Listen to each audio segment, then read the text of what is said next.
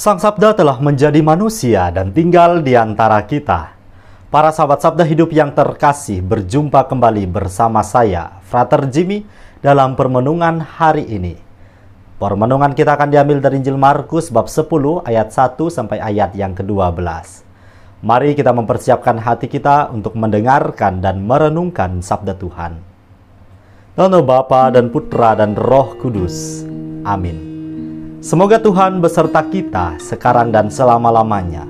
Inilah Injil suci menurut Markus. Dimuliakanlah Tuhan. Dari situ Yesus berangkat ke daerah Yudea dan ke daerah seberang sungai Yordan. Dan di situ pun orang banyak datang mengerumuni dia. Dan seperti biasa ia mengajar mereka pula.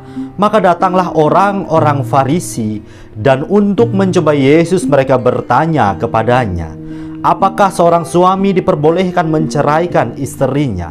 Tetapi jawabnya kepada mereka, apa perintah Musa kepada kamu? Jawab mereka, Musa memberi izin untuk menceraikannya dengan membuat surat cerai.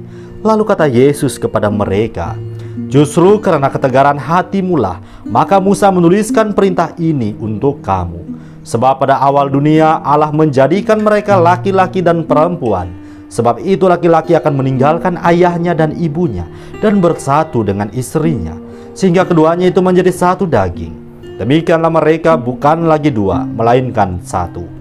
Karena itu apa yang telah dipersatukan Allah tidak boleh diceraikan manusia. Ketika mereka sudah di rumah, murid-murid itu bertanya pula kepada Yesus tentang hal itu.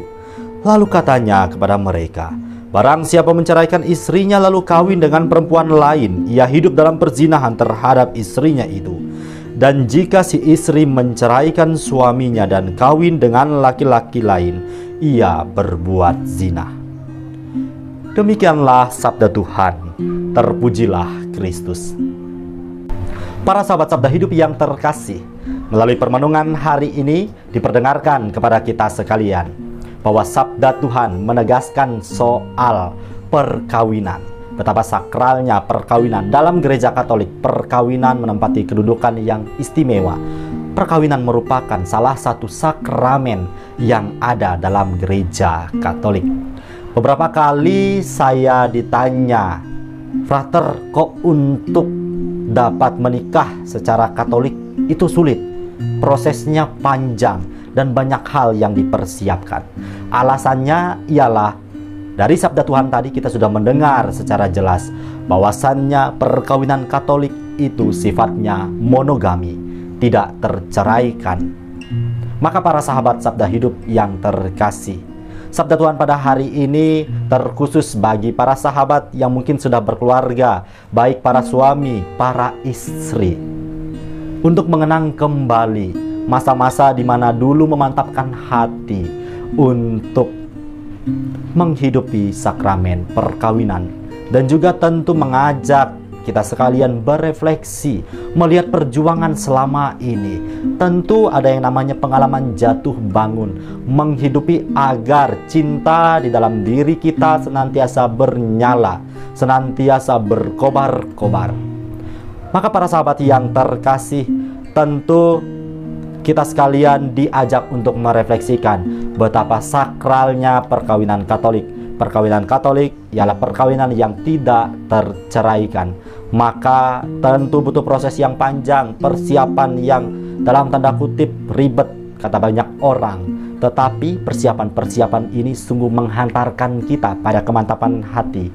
Karena yang namanya menikah tidak untuk 1-2 hari, melainkan sepanjang hidup kita, kita menghayati yang namanya sakramen perkawinan Katolik. Sakramen artinya tanda bahwa melalui perkawinan kita menjadi tanda kehadiran Tuhan Allah. Maka dasar dari perkawinan yang para sahabat saat ini hidupi ialah senantiasa cinta Kristus.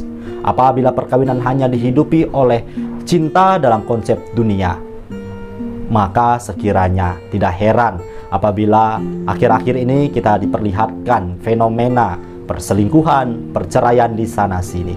Tetapi bagi kita orang-orang Katolik, dasar dari segala sesuatunya ialah Kristus. Maka demikian pun dengan sakramen perkawinan, dasarnya ialah Kristus. Pusatkanlah cinta yang kita miliki pada cinta Kristus, maka cinta kita akan dipenuhi dan perjuangan kita akan senantiasa diberkati. Kita dimampukan untuk menghidupinya dari hari ke hari. Semoga melalui permenungan hari ini, cinta di dalam diri kita semakin ditambahkan dari hari ke hari. Untuk para sahabat yang sudah berkeluarga, mohonkanlah agar Tuhan senantiasa menambahkan cinta di dalam diri Anda satu sama lain, sehingga hidup kita sungguh hidup dalam kerangka cinta akan kasih Kristus. Selamat merenungkan. Semoga Allah yang Maha Kuasa memberkati kita, melindungi kita terhadap dosa, dan menghantar kita ke hidup yang kekal. Amin. Dalam Bapa dan Putra dan Roh Kudus. Amin.